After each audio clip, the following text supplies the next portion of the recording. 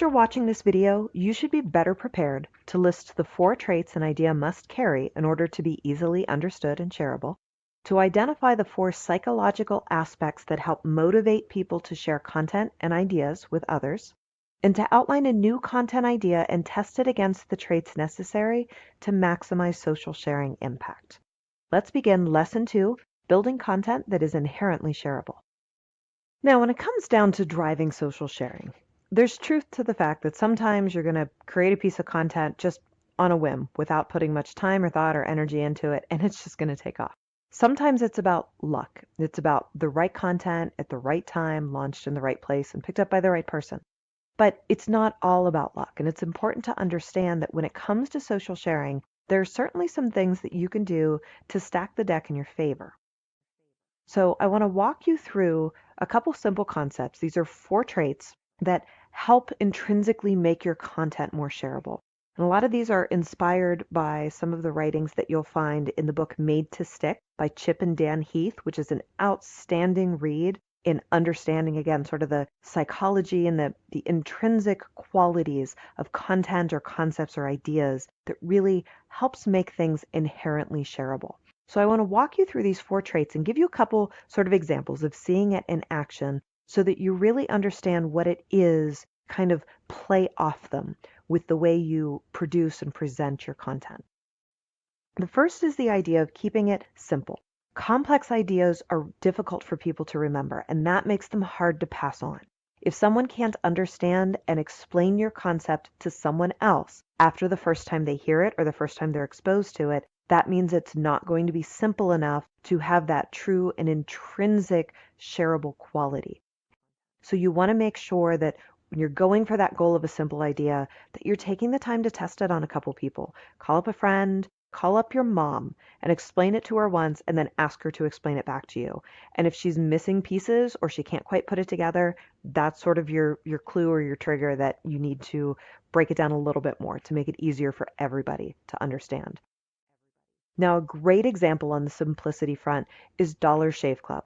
It's a super simple idea. It's basically a web-based subscription and delivery service grown on the very simple idea of quality razors, super cheap, delivered to your door, way less than you pay now. And you see this carry through in the advertising style that they put together and in the content they put together. You can see buying razors sucks. Let us send them to you. Great razors delivered for $1 a month. And then when they decided to targeting females as well, the super simple ad of his and hers, and they're exactly the same because what's the difference? It really doesn't matter if one's pink and one's blue. So they play to that very, very simple idea. Even the name of the company, Dollar Shave Club, makes it crystal clear what they do. And that's part of what has made the company is such a viral hit, is it's so easy for people to quickly explain it to someone else and say, hey, there's this new product, I'm buying it, I love it, here's why it's great. So keep in mind, simplicity means you can break it down to its very base level super fast, and the message still stays the same. Now, the second thing that we want to look at is, does it spark emotion? Because emotions are one of the single most powerful driving forces in social sharing. So if you can strike a chord, now specifically if you can strike a positive or a humorous or something kind of happy mode, that's a surefire way to help increase social sharing. And we've seen from study after study, and I could have put tons of screenshots up here of all sorts of different studies, saying that the higher an emotional score, especially if it's a positive emotional score, the more likely it is to be shared by other people. So especially if you're going to be playing on the storytelling side, and we've got a whole series on storytelling here within Simplilearn as well. But if you're going to play on that side, those high emotion stories and those high emotion concepts really do a great job of helping to push the sale. Now, a great example of this on the emotional front was Disney's Show Us Your Ears campaign.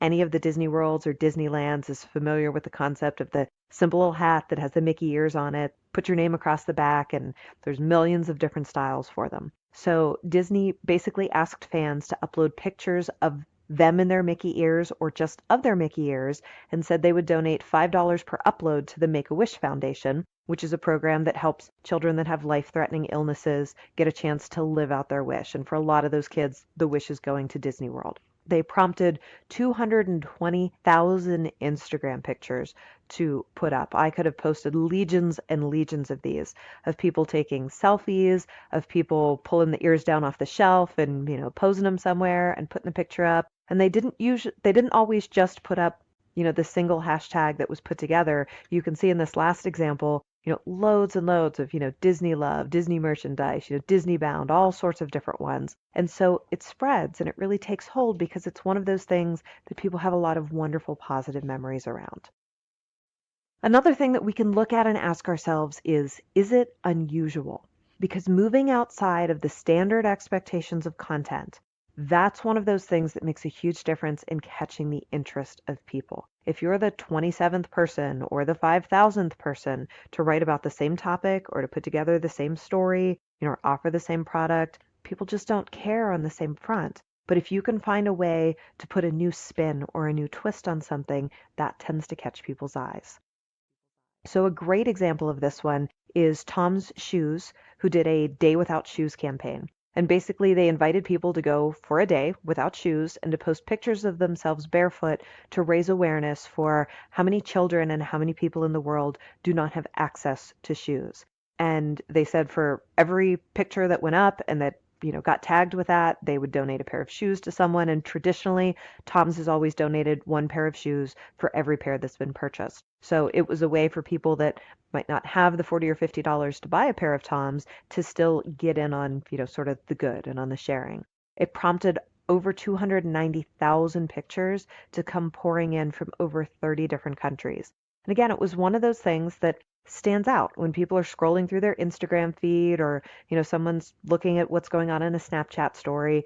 You don't always expect to see those barefoot pictures unless it's someone, on the beach doing that foot shot, of themselves standing in the sand. So it's the type of thing that stood out a little bit and really got some extra sort of oomph and some extra sharing from people.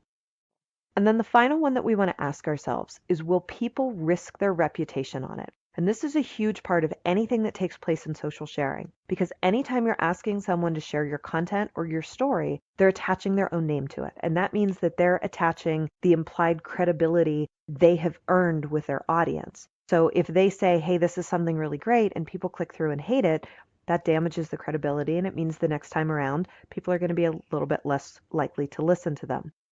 So that credible nature is something we have to keep in mind, that the bait and switch content of looks like a regular wall, but you'll never believe what, happens when they turn the light switch.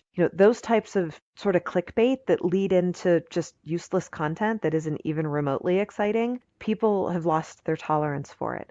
And they're not likely to take the risk of clicking through, let alone turning around and sharing it with someone else. So it's really important to ask yourself, when you're trying to get someone to share something, if it's going to be the type of thing that bolsters their perception among their peers or that damages it, because credibility is really, really a critical part.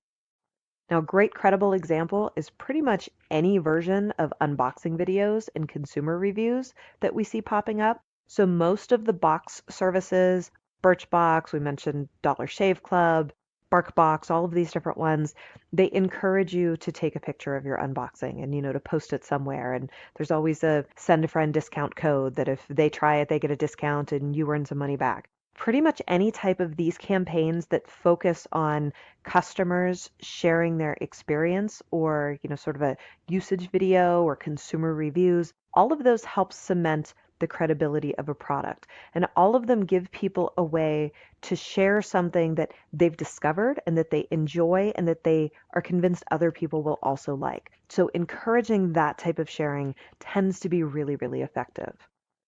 Now, if you only learn one thing through this series, it's that I want you to keep in mind that you will not be able to control content sharing. It's absolutely impossible. You can't do it. But what you can do is enable it. You can make it more likely, and you can influence it, how people do it and what they're likely to share.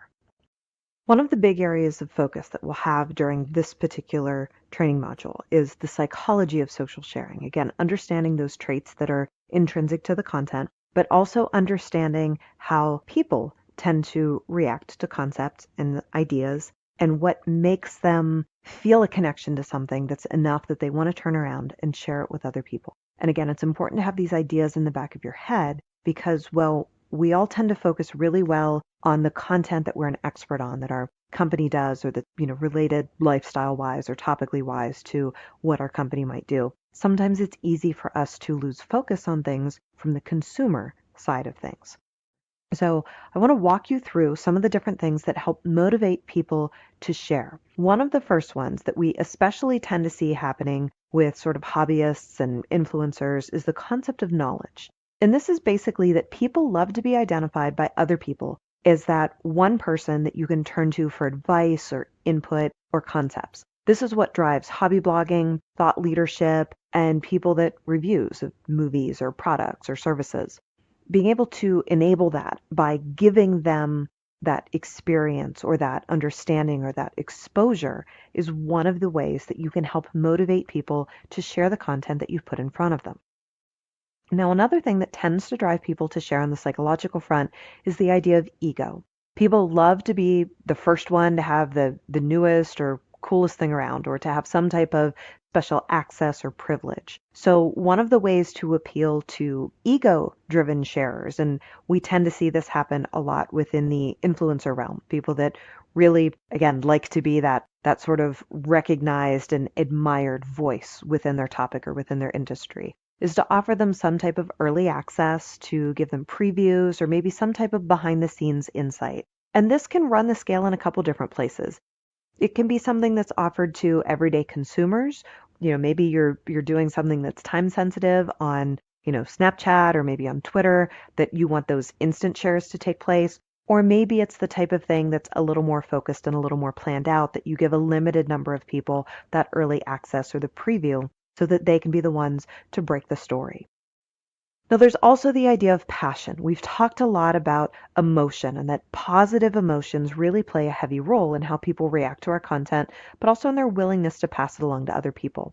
When it comes to social sharing and when it comes to being motivated by passion or by emotion, this tends to be people who just love a topic so much that they'll happily share any relevant content.